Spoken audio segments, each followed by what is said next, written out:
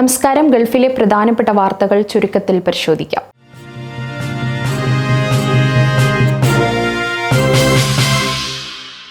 ദുബായിൽ ബൈക്കുകൾക്കും സ്കൂട്ടറുകൾക്കും ചില മേഖലയിൽ നിരോധനം ഏർപ്പെടുത്തി. 2025 ആദ്യത്തെ 5 മാസത്തിനുള്ളിലെ കണക്കുകൾ പരിശോധിച്ചപ്പോൾ സ്കൂട്ടർ ദുരുപയോഗം ചെയ്തതും കാൽനട യാത്രക്കാർ അശ്രദ്ധമായി റോഡ് മുറിഞ്ഞു കടന്നതും കാരണം 13 പേർ മരിച്ചു.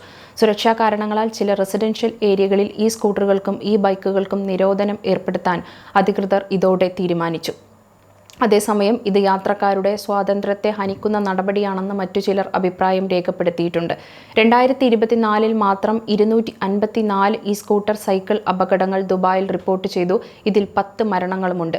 സ്കൂട്ടറുകളും ബൈക്കുകളും സൗകര്യപ്രദം പരിസ്ഥിതി സൗഹൃദമായ ഗതാഗത മാർഗമാണെങ്കിലും ട്രാഫിക് നിയമലംഘനങ്ങളും അപകടങ്ങളും വർദ്ധിക്കുന്നതായി UAE അധികൃതർ പറയുന്നു.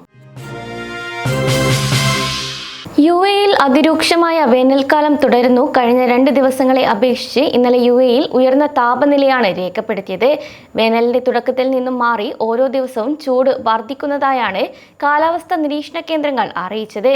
ചില പ്രദേശങ്ങളിൽ കഴിഞ്ഞ ദിവസങ്ങളിൽ താപനില 40 ഡിഗ്രി സെൽഷ്യസിന് മുകളിലേക്ക് ഉയർന്നതായാണ് റിപ്പോർട്ട്.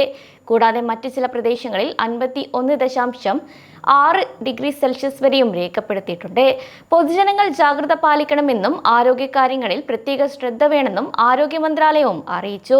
കുട്ടികൾ, പ്രായമായവർ, ഗർഭിണികൾ തുടങ്ങിയവർ പകൽ സമയങ്ങളിൽ പുറത്തിറങ്ങുന്നത് ഒഴിവാക്കണമെന്നും വ്യക്തമാക്കി. UAEയിലെ ഷാർജയിൽ ദുരൂഹ സാഹചര്യത്തിൽ മരിച്ച കൊല്ലം സ്വദേശി വിഭജിക്കയുടെയും മകൾ വൈഭവിയുടെയും മൃതദേഹങ്ങൾ 17-ന് നാട്ടിലെത്തിക്കാൻ കഴിയുമെന്ന് റിപ്പോർട്ട്. വിഭജിക്കയുടെ ആത്മഹത്യാക്കുറിപ്പിൽ ഭർത്താവ് നിതീഷിൽ നിന്നും നേരിട്ട ക്രൂര പീഡനമായിരുന്നുവെന്നും പറയുന്നു. 6 പേജുകളിലായി സ്വന്തം കൈപ്പടയിലാണ് വിഭജിക ആത്മഹത്യാക്കുറിപ്പ് എഴുതിയിരിക്കുന്നത്. ഷാർജയിലെ അൽനഹദയിലെ ഫ്ളാറ്റിൽ വെച്ച് കുഞ്ഞിനെ കൊന്ന ശേഷമാണ് വിഭജിക ജീവനൊടുക്കിയത്. ദുബായിലെ സ്വകാര്യ കമ്പനിയിൽ HR വിഭാഗത്തിൽ ജോലി ചെയ്യുകയായിരുന്നു യുവതി. UAEയുടെ എത്തിഹാദ് റെയിൽ പദ്ധതി നിരവധി തൊഴിലവസരങ്ങൾ നൽകുന്നു.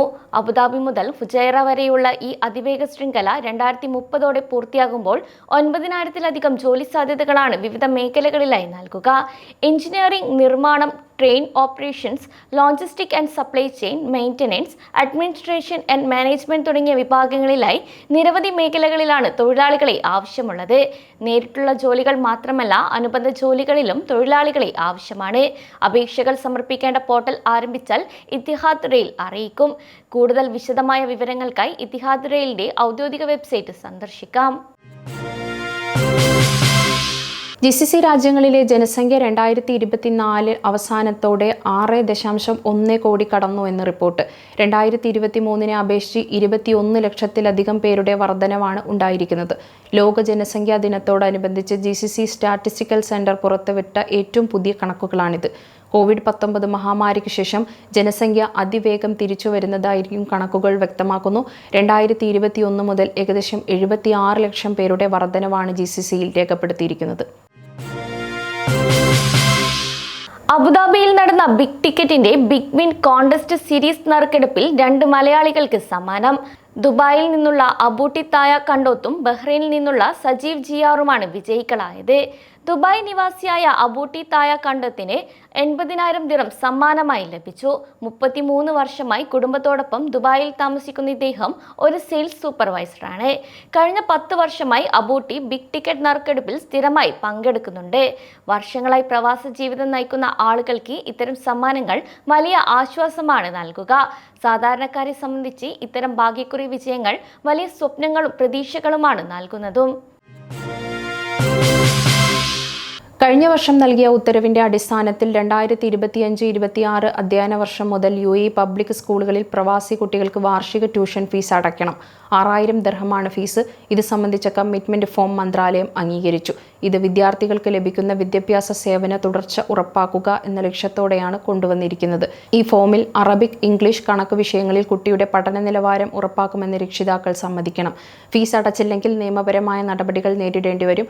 രക്ഷിതാക്കൾക്ക് ഒരൊറ്റ ഗഡുവായി മുഴുവൻ ഫീസ് അടയ്ക്കാനും 2,000 ദിർഹം വീതം 3 ഗഡുക്കളായി നൽകാനും അവസരമുണ്ട്. ദുബായ് ഹാർബറിലേക്കുള്ള കിങ് സൽമാൻ സ്ട്രീറ്റിന്റെ ഇന്റർസെക്ഷനിൽ ജൂലൈ 13 ഞായറാഴ്ച ഇന്നു മുതൽ താൽക്കാലിക ഗതാഗതം വഴിതിരിച്ചുവിടുമെന്ന് റോഡ് ആൻഡ് ട്രാൻസ്പോർട്ട് അതോറിറ്റി അറിയിച്ചു. ദുബായ് ഹാർബറിലേക്കുള്ള പാലങ്ങളുടെ നിർമ്മാണ പ്രവർത്തനങ്ങൾ നടക്കുന്നതിനാലാണ് വഴിതിരിച്ചുവിടൽ നടത്തുന്നത്. മെറീന ഏരിയയിൽ നിന്ന് ജുമൈറിലേക്കും ദുബായ് ഹാർബറിലേക്കും വരുന്നവർ കിങ് സൽമാൻ സ്ട്രീറ്റിൽ നിന്നുള്ള ഗതാഗതം റദ്ദാക്കുകയും അൽ മാസ സ്ട്രീറ്റ് വഴി അൽ ഗയായ് സ്ട്രീറ്റ്, തുടർന്ന് Al Naseem street, King Salman street വഴി തിരിച്ചുവിടുകയും ചെയ്യണമെന്നാണ് RTA അറിയിച്ചത്.